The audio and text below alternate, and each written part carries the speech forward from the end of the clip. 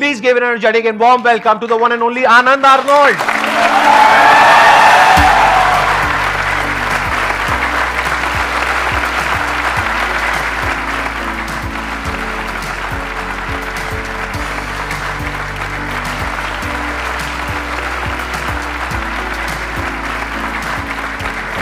कैसे हैं जी आप? बढ़िया। आप अपने जर्नी के बारे में थोड़ा सा बताएंगे कि कहाँ से आपकी जर्नी शुरू हुई बॉडी बिल्डिंग की? बॉडी बिल्डिंग की सर जर्नी तो ऐसी थी, मेरे डैड जो थे वो इंडियन एयरफोर्स में थे, तो अच्छे खासे हट्टे कट्टे अपने टाइम के बॉडी बिल्डर लगा लो, एथलीट लगा लो, फुटबॉलर थे। उसके बाद मेरे ब्रदर जो थे वो स्टेट लेवल के बॉडी बिल्डर थे, मिस्टर पंजाब 5 टाइम वो रह चुके थे। देन मैंने 13 की एज में जो है जिम स्टार्ट किया था, क्योंकि डैडी ने तो कभी अलाउ नहीं किया था, मेरे ब्रदर ने सपोर्ट किया तो मैंने स्टार्ट किया। देन मैंने डिस्ट्रिक्ट लेवल पे जो है एक कंपटीशन भी जीता था 13 साल की उम्र में, मिस्टर गोल्डन का। तो 13 साल की एज में आपकी बॉडी अच्छी खासी बन गई थी? बहुत अच्छी थी सर। फिर ये जो व्हीलचेयर वाला एपिसोड है ये कब हुआ आपके साथ? ये 15 साल की उम्र में हुआ। अच्छा। जो कि लोअर स्पाइनल कॉर्ड में कैंसर था, वो मतलब कि बाय बर्थ ही था, बट पता नहीं लग पाता था, पेन रहता था छोटेपन से ही, और कुछ ऐसी टेक्नोलॉजीज नहीं आए थे तब।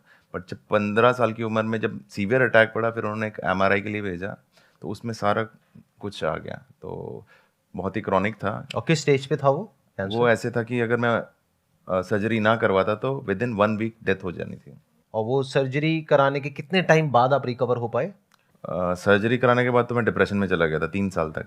अच्छा जी, 3 साल मैंने फिजियोथेरेपी किया, तो डॉक्टर बोलते थे कि हाँ 3 महीने में ठीक हो जाओगे, 4 महीने में ठीक हो जाओगे, और मैं उनको फॉलो अप करता था। बहुत ही मेरे मतलब कि दिमाग बहुत ही बच्चों जैसा था, जैसे डॉक्टर कोई बोलता है तो मान लेते हैं।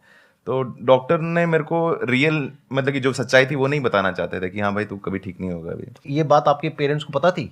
पेरेंट्स को पता थी, फैमिली आपको नहीं पता थी? मुझे नहीं पता थी। मेरे तो ड्रीम्स थे कि यार मैं 18 साल के बाद मैं बुलेट लूँगा, मैं ऐसे करूँगा, वो करूँगा, बॉडी बिल्डिंग स्टार्ट करूँगा, तो मेरे भी ड्रीम्स थे ऐसे। तो आपके माइंड में यही चल रहा था कि शायद मैं 3-4 महीने में ठीक हो जाऊंगा, ठीक होके मैंने को कंटिन्यू वापस से अपना बैक टू नॉर्मल हो फिर जाएगा। मेरे एक दीदी थे, डॉक्टर थे वो वहाँ पे CMC हॉस्पिटल में, तो वहाँ पर तब आए थे डॉक्टर केसी, अमेरिका से आए थे। तो उन्होंने मेरे को बोला, कहते दुनिया की कोई मेडिसिन, कोई थेरेपी, कोई फिजिकल थेरेपी तुझे नहीं ठीक कर सकती, you have to start your life on wheels. तो मैं मतलब कि तब आपकी एज कितनी थी? मैं 18 साल का था। 18 साल के थे, यानी 3 साल से ऑलरेडी ये सब चल रहा था। जी, ये सारा हाँ, पेन और जी, ये जी, जो पूरा वो सब था। जी। और आपको 18 साल की एज में पता लगा कि अब आपको अपनी पूरी लाइफ ऐसे ही गुजारनी, व्हीलचेयर के ऊपर ही गुजारनी है। जी। तो फिर उसके बाद क्या था आपका जो रिएक्शन था या आपका जो मेंटल स्टेट था? हाँ, उनके ऑफिस से बाहर निकला जब, तो मेरे तो आंखों से आंसू स्टॉप नहीं हो रहे थे। I understand. और मेरा दोस्त था उस टाइम पे, अमित गिल, वो मुझे लेके आता जाता था। तो जब वो आया तो उसको सब डॉक्टर्स ने बोला ये क्यों रो रहा है ऐसे ऐसे करके, तो वो कहता मुझे पता नहीं। फिर वो मुझे ऐसे ही घुमाने ले गया, तो वो कहता था यार तू एक दिन ओलंपिया, मिस्टर ओलंपिया बनेगा, तेरे आगे पीछे लोग घूमेंगे, ऑटोग्राफ लेंगे, सेल्फी लेंगे। तो मैं मतलब कि सोचता था यार ये बंदा पागल है, ये क्या बोल रहा है, मैं तो व्हील चेयर पर बैठा हूँ, है ना, तो ये बंदा ओलंपिया की बात कर रहा है। मैंने देखा था कि 2018 में आप मिस्टर ओलंपिया में सिल्वर मेडल जीते। जी, सिल्वर मेडल और best poser of the year. अच्छा जी, best, which is a very big thing. I think Mister Olympia में आज तक इंडियन ने कोई मेडल लेकर नहीं आया, और आई think Mister Olympia is the biggest platform. उससे ऊपर और कोई प्लेटफॉर्म नहीं है in terms of body building, right? I think आपने 50 से ऊपर अवार्ड जीते हैं। हाँ, 50 से तो ऊपर, पूरा मेरा कमरा भरा हुआ पूरा। तो सारी ट्रॉफीज, मेडल्स, ये वो और ये सब कुछ। अभी एज कितनी है आपकी? 35 ईयर्स। जी। इसका मतलब आपके दोस्त ने जो प्रेडिक्ट किया था आपके बारे में जी कि एक दिन ऐसा होगा, कि ऐसा कुछ होगा, वो सच हो गया। 100% वैसा ही। तो देखा जाए तो आपकी सक्सेस में उनका भी बहुत बड़ा हाथ है, आपके जो फ्रेंड है। हाँ, आई थिंक उसका मुंह है, हाथ नहीं है।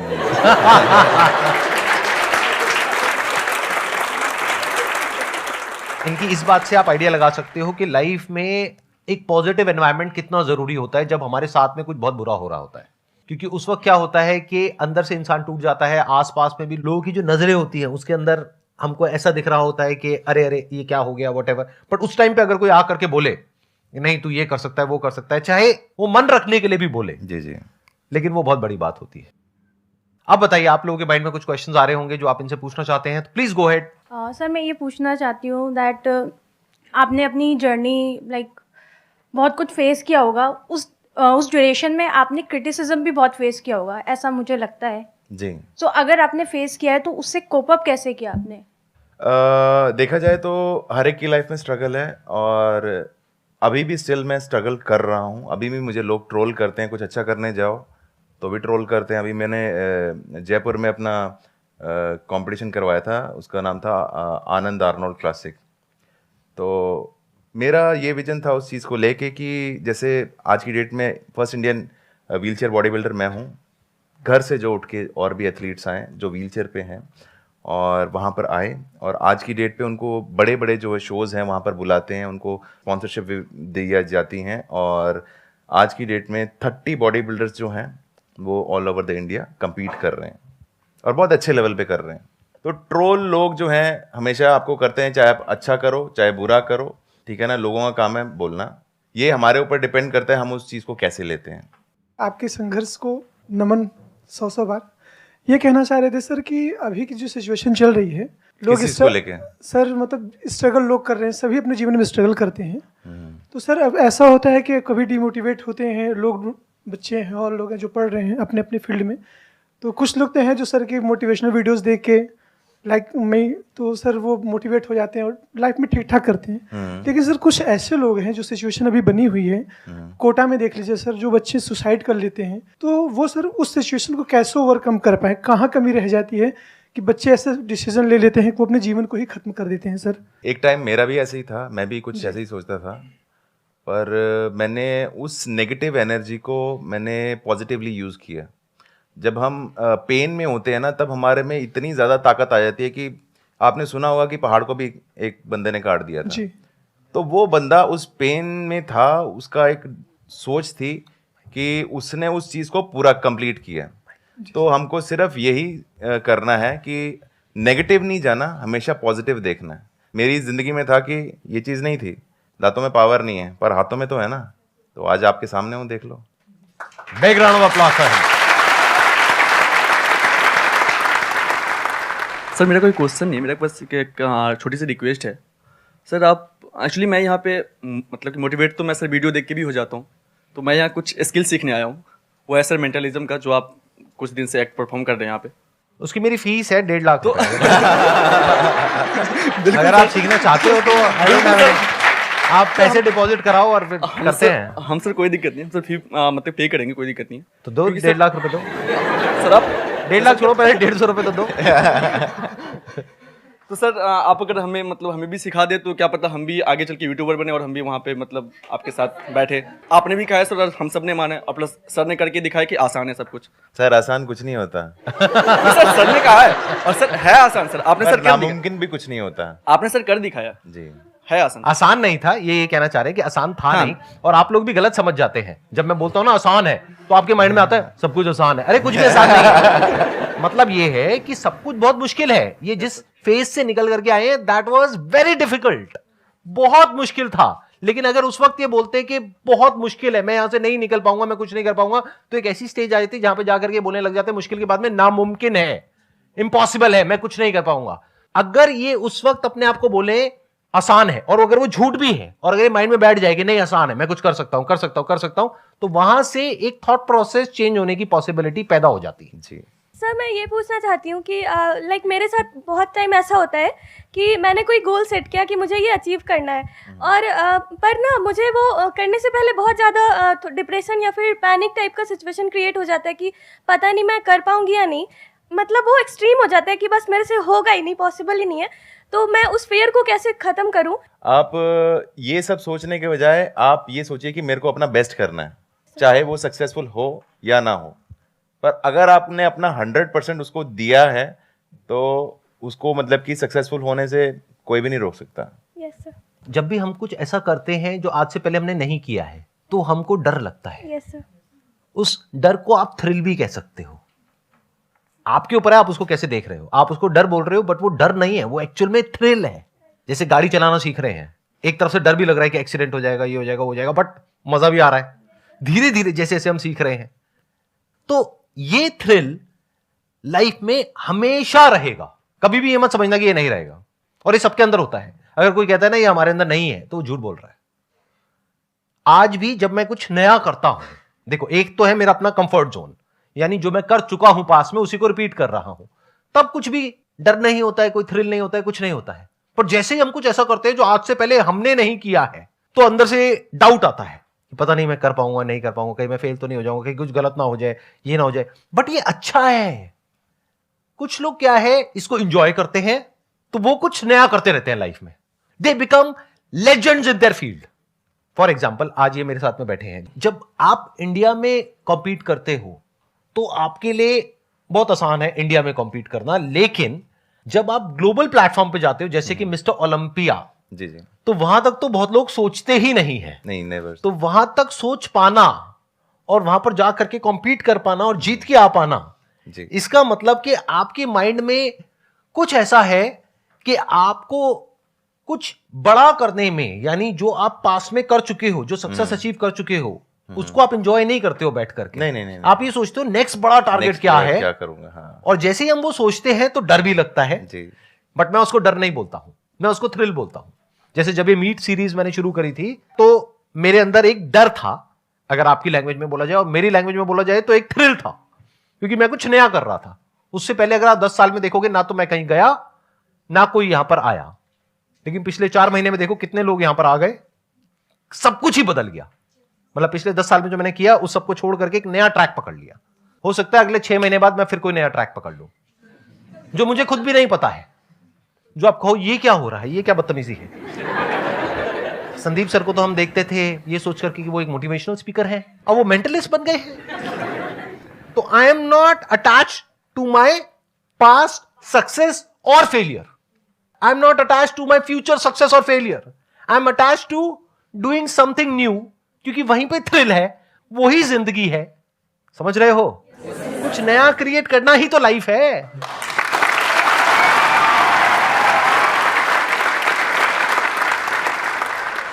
सर मेरा क्वेश्चन ये है कि सर लाइफ में हर बार प्रॉब्लम्स तो आती है, बट उसे सॉल्व करने के लिए आदमी को थोड़ी देर के लिए सोचना पड़ता है हर एक चीज़ को। और कई बार सर ऐसा होता है कि जब हम प्रॉब्लम को सोचते हैं उसमें 1 घंटा लगता है, कभी कभी बड़ी रह गई तो सर, या फिर हो सकता है कि 1 दिन भी लगे। बट सर एक प्रॉब्लम कई बार ऐसी भी निकलती है कि वो प्रॉब्लम आने वाले कुछ दिनों के लिए या फिर सालों के लिए 10 प्रॉब्लम क्रिएट करके लेके आती है। यानी कि 1 साल के लिए, 2 साल के लिए, हो सकता है सर कि पूरे लाइफ के लिए भी अटकना पड़ जाए, ऐसी सिचुएशन क्रिएट होती है। शादी हो गई क्या आपकी? होने के सर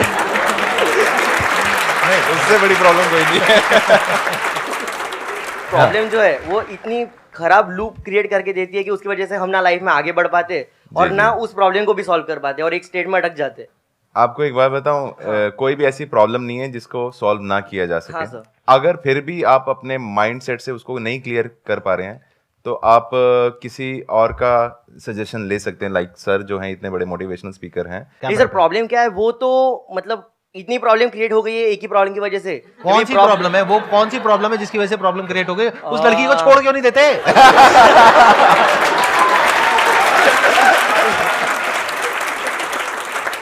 सर छोड़ भी नहीं सकते।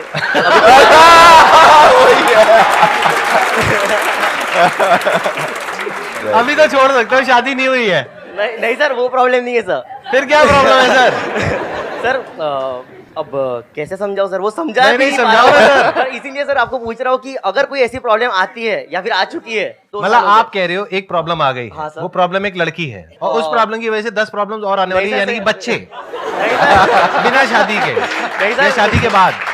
सर लड़की प्रॉब्लम नहीं है आप क्लियर बताओ प्रॉब्लम क्या है? सर। बस प्रॉब्लम एक पर्सन नहीं है, प्रॉब्लम पैसे प्रॉब्लम हो गई सर, जैसे कि पैसे। जैसे कि अभी- नहीं, एक्चुअल में बताओ प्रॉब्लम क्या है? एक्चुअल में सर, एक्चुअल में क्या प्रॉब्लम सर है? वो प्रॉब्लम की वजह से इतने प्रॉब्लम्स क्रिएट हो गई है कि अभी उस प्रॉब्लम को भी सर्च करने के लिए भाई, मुझे सोचना पड़ेगा सर कि मेन एक प्रॉब्लम मिनट। कहाँ क्रिएट हुई चलो थी। आप सिर्फ कैटेगरी बता दो उस प्रॉब्लम की क्या है।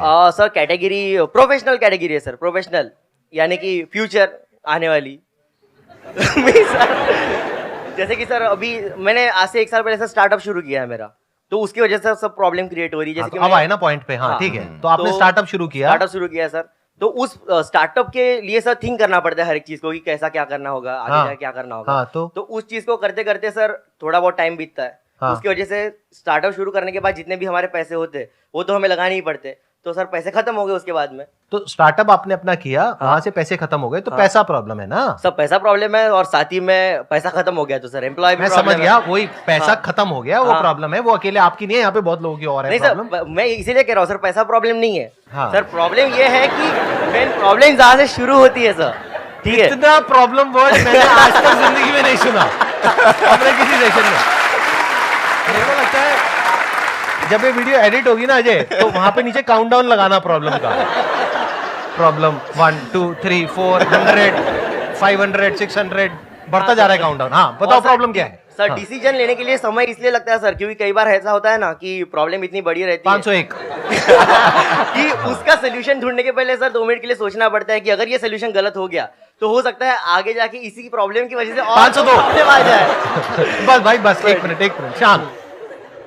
अभी आपने अपनी एक प्रॉब्लम बताई, मेरे भी माइंड में प्रॉब्लम सुनो, पैसा कमाने के 2 तरीके हैं, स्टार्टअप या फिर जॉब कर सकते हो। जब पैसा कमाओगे तो पैसे की वजह से जो प्रॉब्लम्स क्रिएट हुई है तो पैसे से सॉल्व हो जाएगी।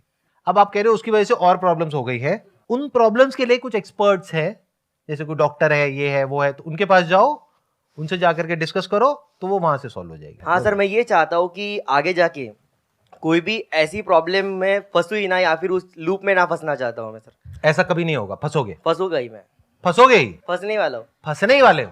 सर। उसका कोई और ये नहीं है, आंसर नहीं होती। सब फंसते हैं। तो सर अभी फंसने की वजह से सर वही अटक के रहना है, मतलब नहीं वहां अटक के नहीं रहना है, आगे बढ़ना है ना। ये भी फंसे थे ना एक प्रॉब्लम में। हाँ। आपकी लाइफ में इतनी बड़ी प्रॉब्लम तो नहीं आई ना जितनी बड़ी इनकी लाइफ में आई थी। नहीं है सर। नहीं आई ना। हाँ, नहीं तो आई। ये जब फंसे उस प्रॉब्लम में निकल गए ना, हाँ। तो आप क्यों नहीं निकल सकते। निकल तो सकता हूँ सर, मैं ये कह रहा हूँ कि सर टाइम। एक मिनट सर, आप कुछ कहना चाहेंगे। सर पानी पियेंगे? आप काफी बोल रहे हैं ना, तो सर पानी पीजिए। Thank you so much sir, यहाँ पर आने के लिए। आपसे मुझे बहुत इंस्पिरेशन मिली, बहुत कुछ सीखने को मिला। आई एम श्योर आप लोगों को भी बहुत कुछ सीखने को मिला होगा। Wish you all the best. Thank you so much जी, थैंक यू सो मच।